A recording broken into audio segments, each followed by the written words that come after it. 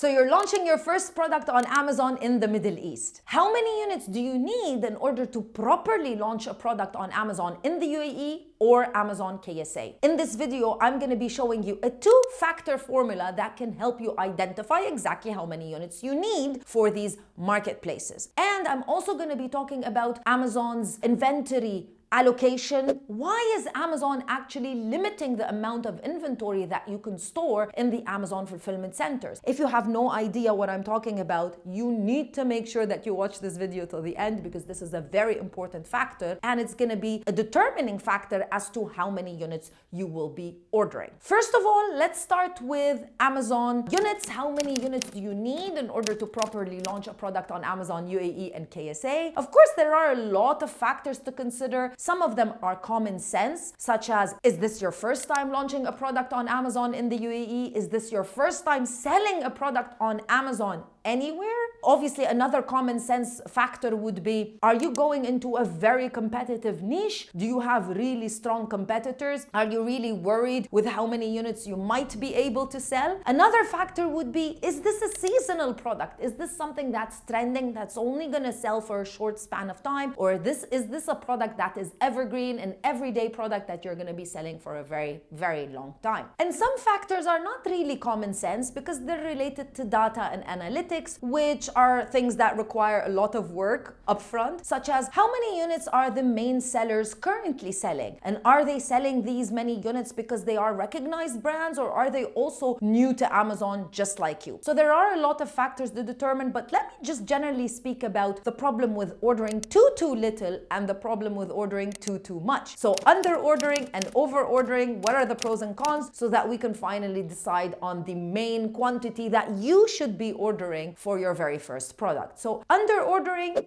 main problem is, well, you don't have enough inventory to properly launch your product. So one main factor in order to launch a product and to ensure that it is actually going to be a good return on investment for you is to get it organically ranked on the first page. To get any product organically ranked on the first page, the main determining factor is how many units you are selling per day. If Amazon are going to promote your product organically, then you need to step up the amount of units that you are selling. Now, of course, when you launch a product on Amazon, the main thing that you are going to be doing in order to get all of those sales is PPC ads. PPC ads improve the traffic and get people into your product page. You're going to probably do a few giveaways as well, so that you can start getting that sales velocity. The faster your products sell, or the more units you sell, the more your ranking is going to be increased. What if you run out of stock in the middle of all of this strategy and you don't have enough inventory to get to the top of the first page? Well, it's a good problem to have, running out of inventory. But then you're not going to actually know whether once the product reaches the top of the first page, whether it's something that is a good product for you to keep selling, meaning it does have a good return on investment. Second of all,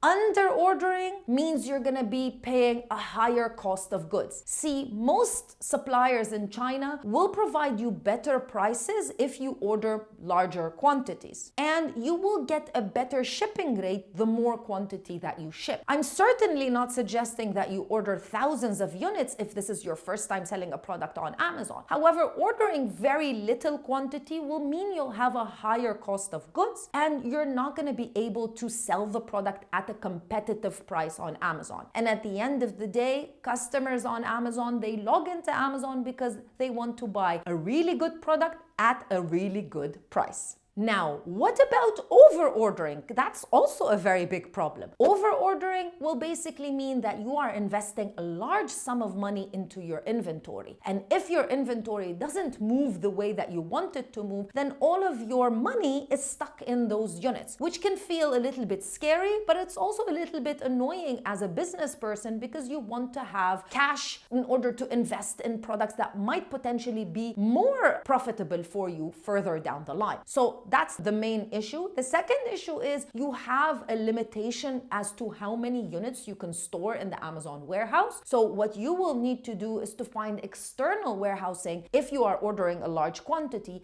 and that might be also an additional cost for you to pay, which sometimes is a little bit high.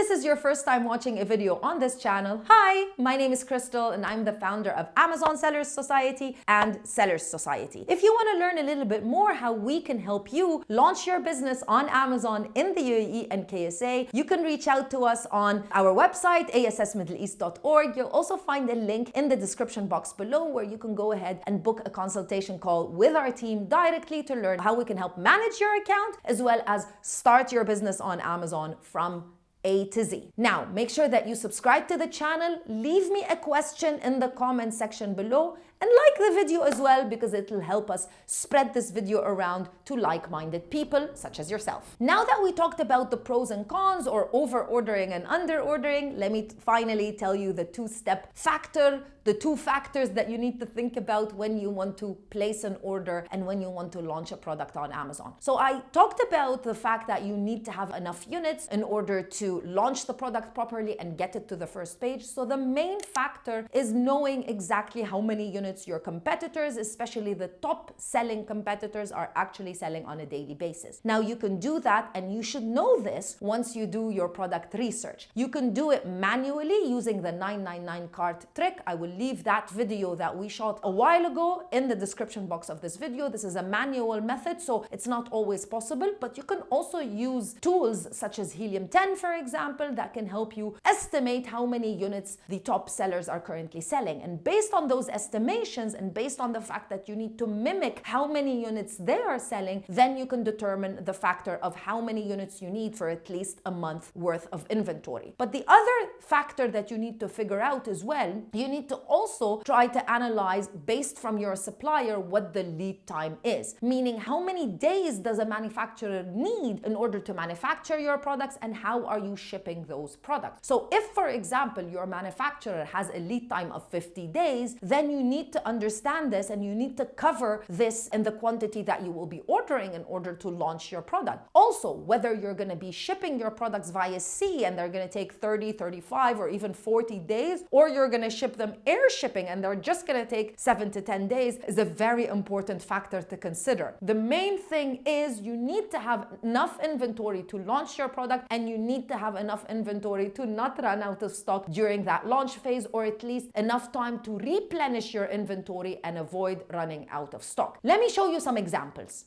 So let's say you decide to sell this product, which is a mobile phone holder for bikes. I wouldn't recommend it, but let's say you decided to sell this product. Now you did the research and you discovered that the top 5 sellers under the main keyword are selling 5 units per day. If you need 15 days selling 5 units per day to rank on the first page, by the way, in the UAE and KSA, you need anywhere between 10 to 15 days. Then you simply need 75 units just to rank on the first page. So if you order just 50 units, you're not going to be able to rank on the first page, and that's going to be a problem. It's even a bigger problem if you are shipping the products by sea. So they're taking like 30 to 35 days to arrive to the UAE. So if you order just 75 units, then you'll also have a problem. Now let's talk about why Amazon is limiting your inventory in the Amazon warehouse. Well, Amazon's warehouses are running out of space, which is a good thing, I guess, but it's also not a great thing for Amazon sellers. So depending on what level of seller you are at, whether you are selling on other Amazon marketplaces or this is your very first marketplace, you might get, when you open your account on Amazon UAE in KSA, you might get inventory anywhere from 300 to 500 units. So double check once you open your account. Now, what does that mean? It means Amazon is allowing you to warehouse inside of the Amazon warehouses just, for example, 300 units, and that is for all of the account, regardless of how many SKUs or products you are currently selling. You might be selling only one product, you might be selling 10, it will end up being the same. Now, this is where it becomes tricky. Why is Amazon doing this? Like I said, it's because they want to reduce the amount of units that are sent over to the warehouse and they're just sitting around and not selling. Number two is because they want to force sellers in order to have a better sell-through rate. So the idea of this is Amazon want to operate as a fulfillment center. They don't want to be just a warehouse where you send your products and you forget about them. They want you to actively be pushing to sell those units. Fair enough. Now, Once you start selling, within the 3 months, within 90 days of starting selling your very first sale on Amazon, what will happen is you will start getting an IPI score. You will actually find a score under that box.